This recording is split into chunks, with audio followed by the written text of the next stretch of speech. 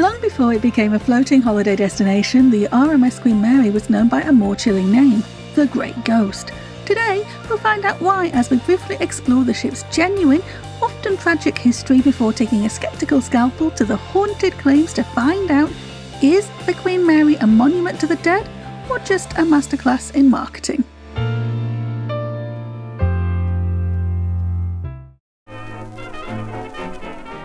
Built in Scotland for the Cunard White Star Line ocean liner company, the RMS Queen Mary was an Art Deco masterpiece of transatlantic sailing. It regularly sailed the return route from Southampton via Cherbourg to New York between 1936 and 1967. During the Second World War, its size meant it was converted to a troop ship as a means to ferry Allied soldiers, and its blue ribbon-proven ability to sail at high speeds gave it an edge when travelling through dangerous waters. This speed and its wartime paint job gave rise to the liner's nickname, the Grey Ghost. In 1942, however, an incident took place which may have subtly set the stage for the liner's spooky atmosphere in its later life. On a return journey back to the UK carrying 15,000 US soldiers and with its anti-submarine escort vessel, the liner met up with 6 Allied destroyers and an anti-air cruiser, the Curacao. In waters where enemy submarines operated, it was standard procedure for the Queen Mary to sail in a zigzag formation in order to make life harder for any U-boats, something its anti-sub escort was well aware of, but unfortunately, the Curacao did not have this intelligence available. With the Queen Mary being ordered not to stop for anything, when the Curacao was inadvertently in the liner's path, the larger vessel had no choice but to plough right on ahead. The ocean liner tore through the cruiser, rending it in half, sinking it, and causing the tragic loss of 338 people who had been on the Curacao. The destroyers then received word from the Queen Mary's captain to assist with the search for survivors, as the liner was still under the order to stop for nothing or no one. The rescue effort saved around 101 crew, including the Curaçao's captain. This devastating incident was kept under wraps until the end of the war for security reasons, and I suspect for morale reasons also. If you find this kind of maritime history fascinating, hit the like button. It helps the truth side of this channel stay afloat. After the war, the Queen Mary returned to the glamorous transatlantic crossings it was built for, finally retiring from the seas in 1967 when the ship found a permanent home in Long Beach, California. It was converted into a stationary hotel and tourist attraction, a move that stripped away its engines but added a new layer of legend. It was here, in its static life, the claims of the hauntings began to multiply, turning the former ocean liner into one of the most famous haunted locations in the world. So the ship survived the war, and years of glamorous crossings, and even its initial dry dock experience. But it then met its match in the 1980s with corporate branding.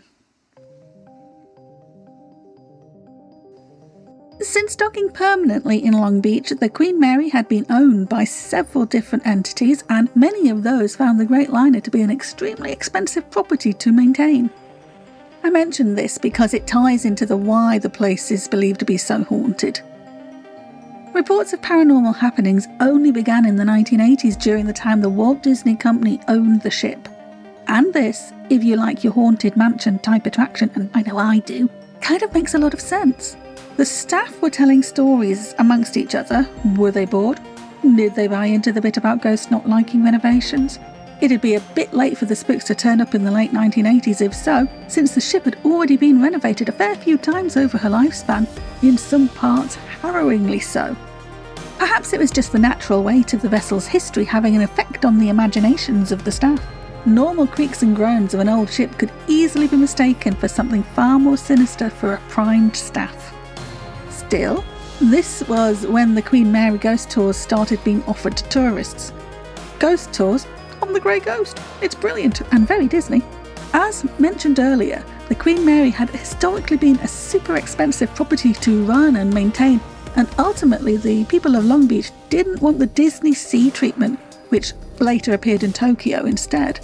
And the financial demands from the Californian Coastal Commission were too great for Disney to fully commit, hence the House of Mouse passing up on the Queen Mary in 1992.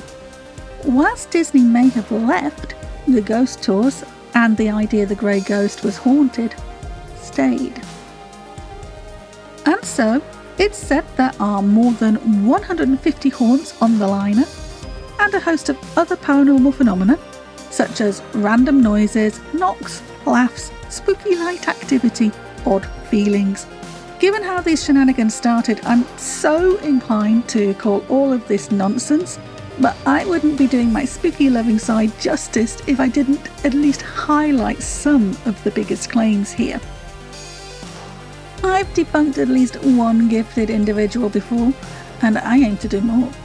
You'll find these cases in my Psychic Predictions and Historical Events playlist, but for now, let's look at this specific case.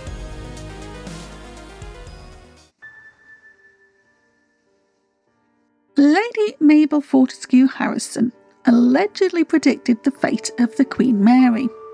Apparently, she spoke with journalists on the 26th of September 1934 when the liner was launched and said the following.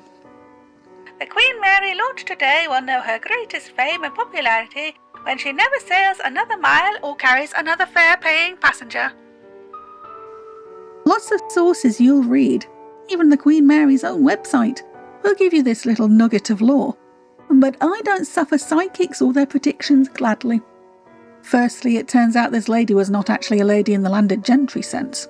A newspaper cutting from 1970, which I've linked in the description, has her living family laughing as they confirmed Fortescue Harrison did not have the title of lady. Secondly, it doesn't seem she was all that famous.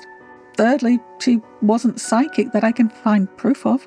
She did enjoy astrology, and it seems that she was into the mystical side of things, as were a lot of people coming out of and influenced by the late Victorian era preoccupation with spiritualism.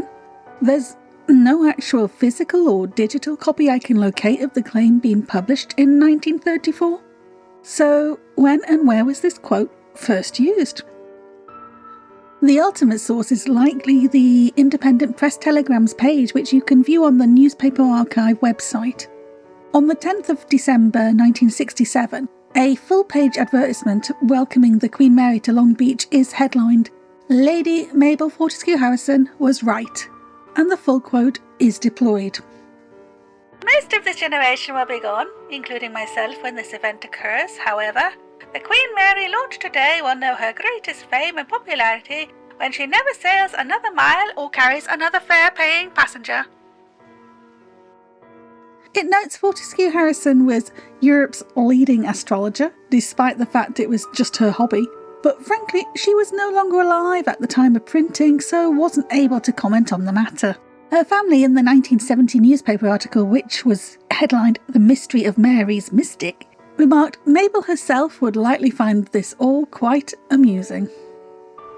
Though I wasn't able to find anything on Fortescue Harrison's role as what could be described as a professional astrologer, and I couldn't find a 1934 source for the quote, it doesn't mean she didn't say it. She may never have stepped foot on or near the Queen Mary, but she must have been something of a name for the advert to have picked up on her as their spokesperson.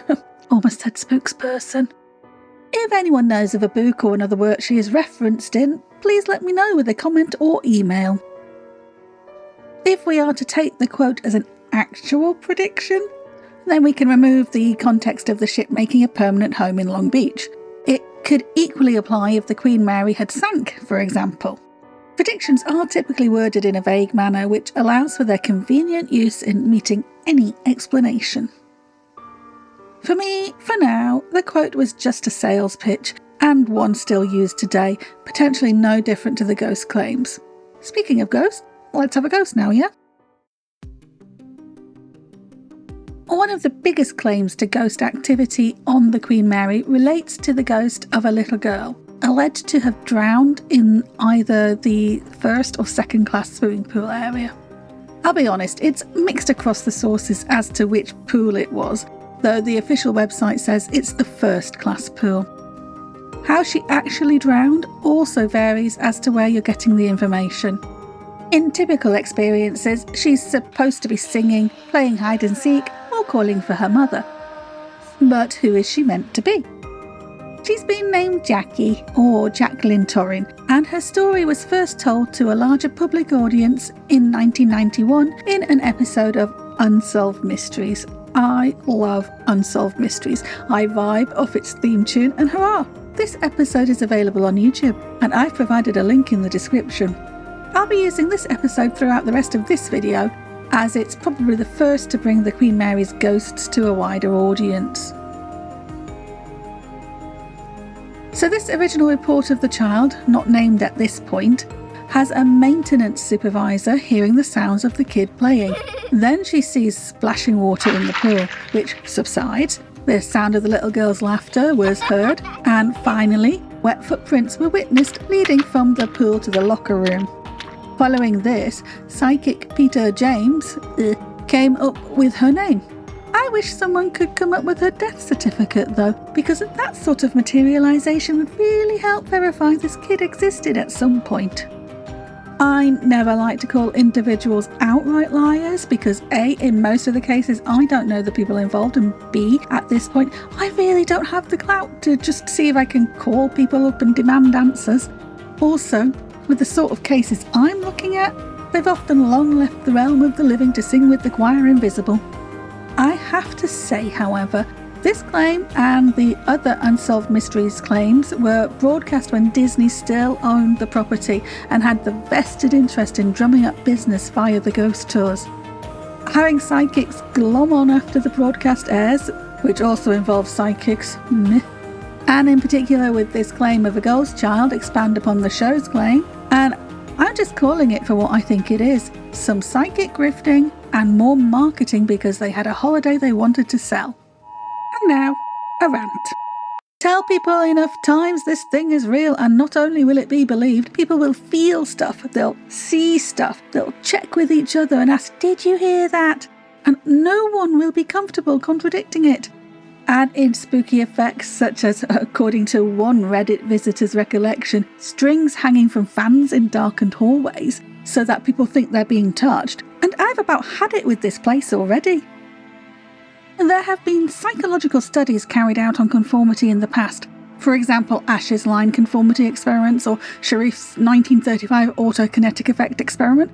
But I think we can just look at the more recent social compliance test experiment shown on Derren Brown's 2016 Push to the Edge TV show to see an example of how we behave in a social setting when we don't know the etiquette. 3 actors, people who are in on the experiment, stand up or sit down when a bell rings, then a new person, a test subject of sorts, joins. They do not get the message about standing up or sitting down when the bell rings, but after some hesitancy they join in with the actors when they move accordingly. More people are added and just join in without question. The new people look to the others to know how to act.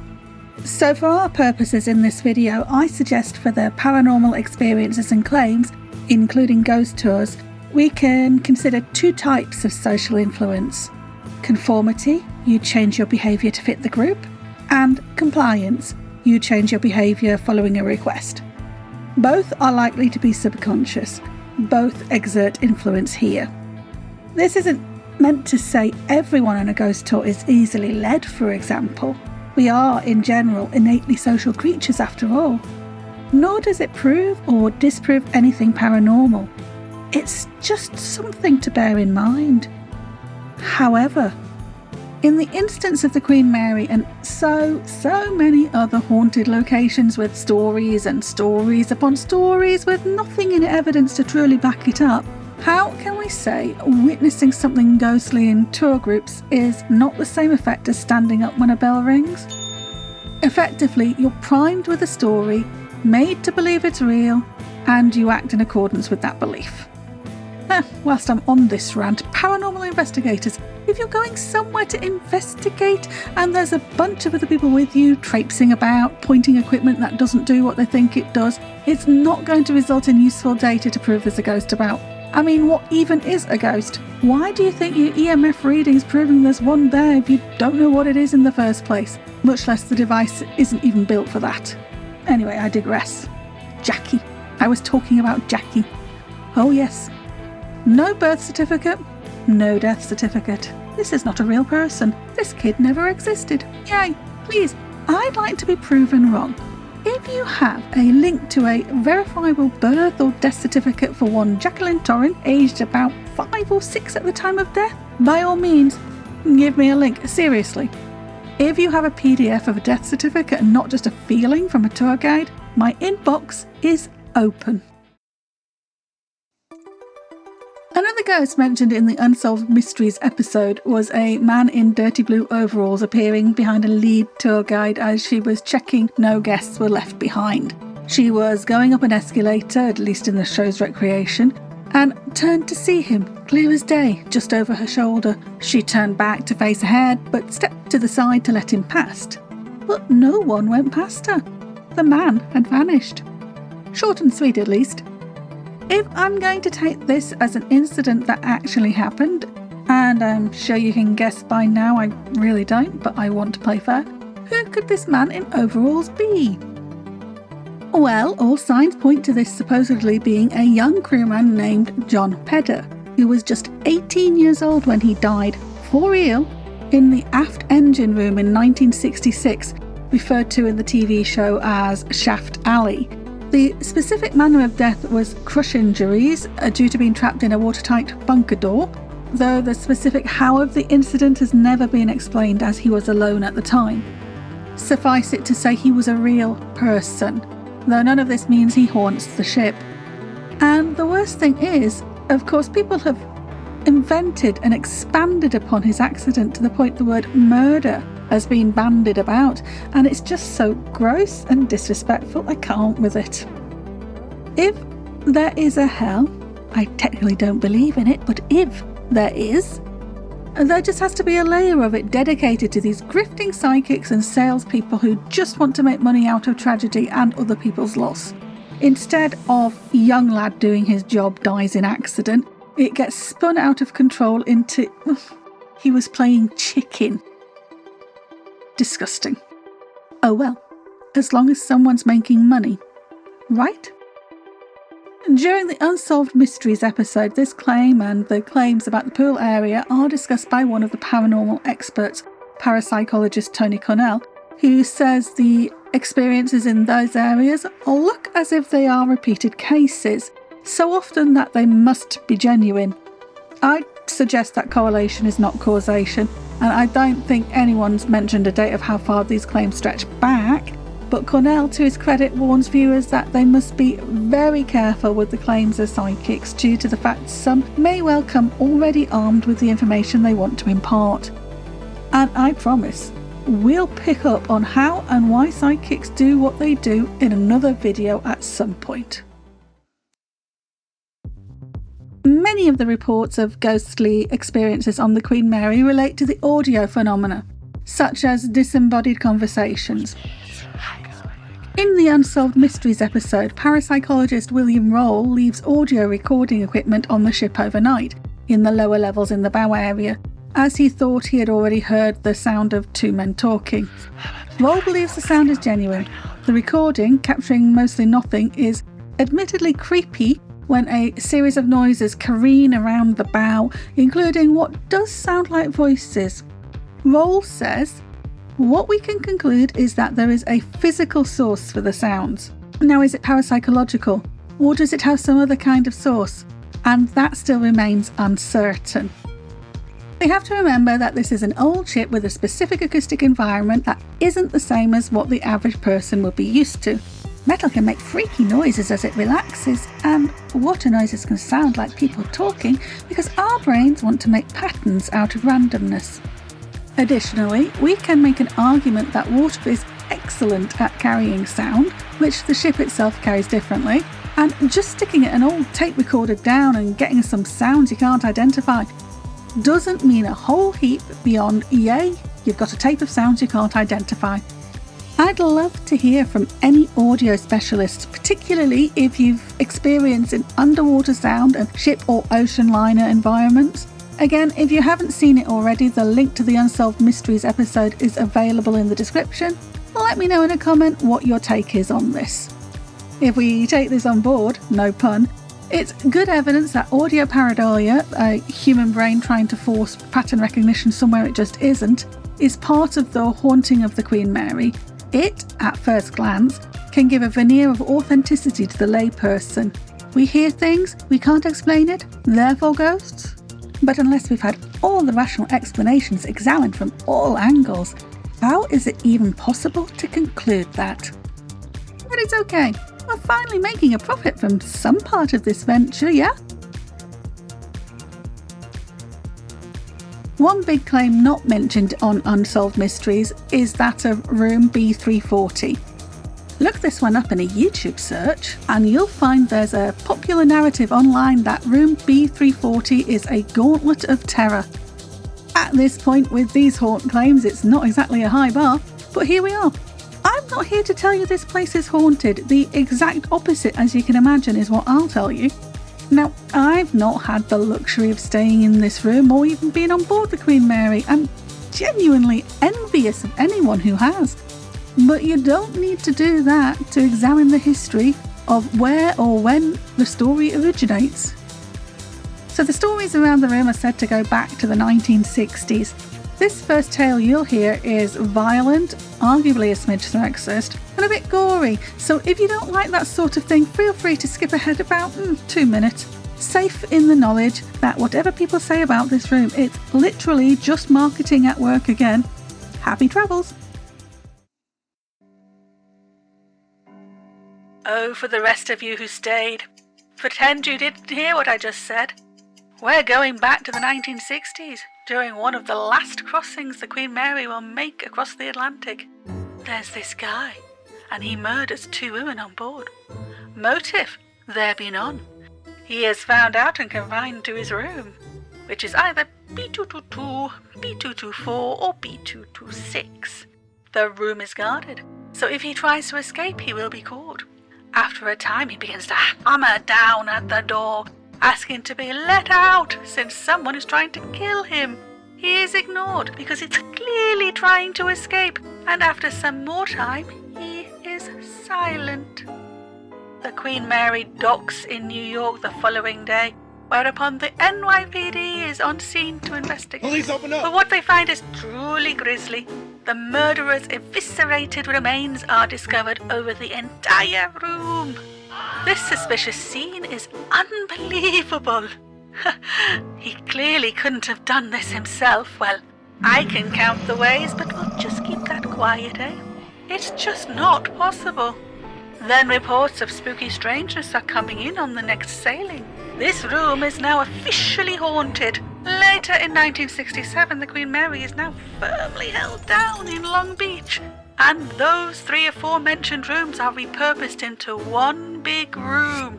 It's B340, and oh dear, so many reports of spookiness, bed covers snatched by invisible hands, rappings, tappings, voices of the dead, that the room has to be shut up. But now, because Disney really want you to have a good time, they've opened the room up again just for you to stay, if you dare.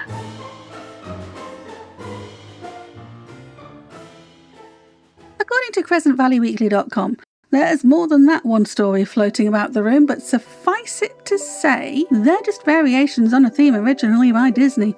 Disney staff, as we talked about earlier, had come up with the stories to pull in tourists to the expensive-to-maintain floating hotel and museum. But B340's story came about when a guest wanted to stay there, but as it was still being renovated, it was unavailable. The staff member, showcasing the imagination it takes to work for a Disney property, just invented the story. It's interesting that it doesn't come up in the Unsolved Mysteries episode, but I think it might have been because it was just a little too extra. Maybe Disney weren't entirely happy with the story, but it doesn't really matter since it's now out there. The room gets those regular bookings, and every online source that says it's horribly haunted simply just keeps that haunted mansion vibe going. I love that for the ship, being honest, but I wish we didn't have to make the stories up and insist they're real, or that the ship itself is so immensely haunted. The ship's history, which I've barely touched upon here, and its style, its elegance, so real, doesn't need to be embellished in any way. I think there's definitely room for fun and spooky attractions, don't get me wrong. It's fun to have haunted rooms at Halloween, have a day or two of pretend it's all good. I'm here for it, I endorse it, fly be free my pretties. Just not at the expense of actual history and the dignity of those who died in service to the ship or just by virtue of being on board at the time of their passing. Okay, after all that evidence, can we say the Queen Mary is haunted? Short answer, probably not. Annoying as it is, I can't be definitive, because then we'd have to define what a ghost actually is. Don't think anyone has. But if we're taking it to be the soul of a dead person that gets stuck somewhere so it hangs about making pointless noises for a bit, then still probably not. There's walls of human behaviours we'd have to exhaust first, and you can't measure for something that doesn't have a measuring tool because you don't know what you're measuring for in the first place. The Queen Mary is said to be chock full of ghosts, and clearly I've not mentioned them all. In one respect, I'd like to believe there's something to it, but I just don't think there is on this evidence. Not if they first had to invent stories to sell a tour. I wonder if the people from Unsolved Mysteries knew that before they filmed. Anyway, as I said before, it's not like you can't have fun with the spooky stuff here if you want to. It's nicknamed the Grey Ghost. I mean, what else would you do for extra events? It's the ghost claims being put forth as real that are the problem. Even telling people they can decide for themselves is a degree of disingenuous I take issue with, especially when it's straight up known it's just marketing. And now I invoke the Lord, his randiness. No facts are allowed to interfere with profit. And that's all I have to say about that. Well, whilst we're here, think about the other fun we could be having, like this non-spooky and totally quite real fact. The Queen Mary ran into some dicey ocean conditions in the Atlantic one time and was met with 3 large waves. The ship rolled with the impact from each, and for a perilous moment it felt like it was suspended in the air, before blessed gravity brought relief as the ship righted itself on the water and carried on sailing. One passenger who recounted the fact was Paul Gallico, who used the experience as the basis for his novel, The Poseidon Adventure. Now that's a scary experience. The Queen Mary is a masterpiece of engineering in history that doesn't need ghost stories to be impressive. But I want to hear from you. Let me know if you think the marketing has gone too far or if it's just harmless fun. Join me again next time as we leave the dry dock for the open seas and hunt down more haunted legends that refuse to sink. Thanks for watching or listening to Hauntingly Honest. Bye for now.